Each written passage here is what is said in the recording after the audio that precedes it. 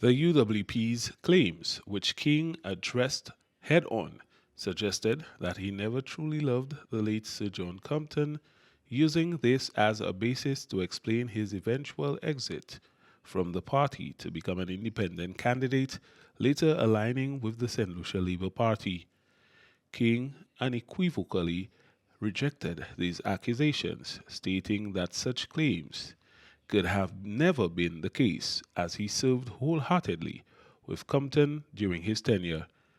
He reflected on a significant conversation with the late leader, who, according to King, insisted he run for the Castries North seat. Despite Compton's urging, King chose to support the then incumbent MP from behind the scenes. He insisted that I go on the ground. Eventually, I went on the ground. And I'm saying this because of the lies, the propaganda, and the deceit that you hear coming out of those individuals who make you believe that I never loved Sir John, that I betrayed them.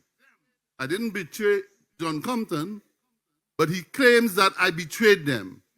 Eventually, I went on the ground because it seemed that Sir John needed me.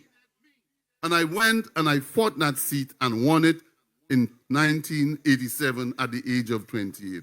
Adding his voice to the defense, Castries Central MP Honorable Richard Frederick, who also left the UWP under similar circumstances, shared his immediate support for Stephenson King to assume the role of Leader of Opposition in 2011.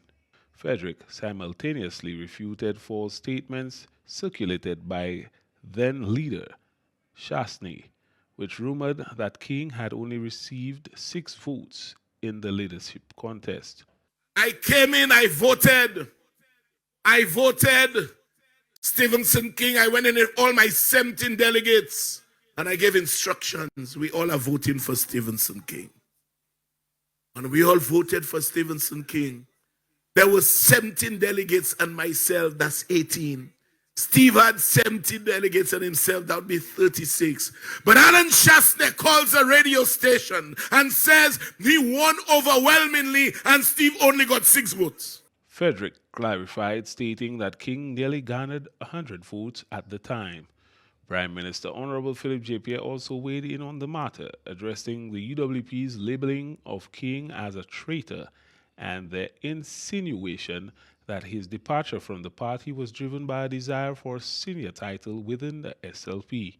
The Prime Minister noted that this was not the reason King was given the senior designation, effectively silencing those claims. The word senior was put out of respect for a gentleman who was Prime Minister of the country.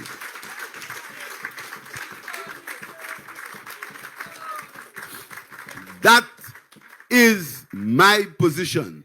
I respect titles, I respect positions.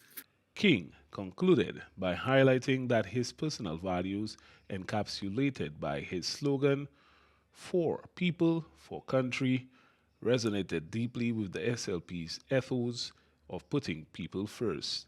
This synergy, he explained, formed the foundation of the current government, which he proudly stated is leading the country as an outstanding administration.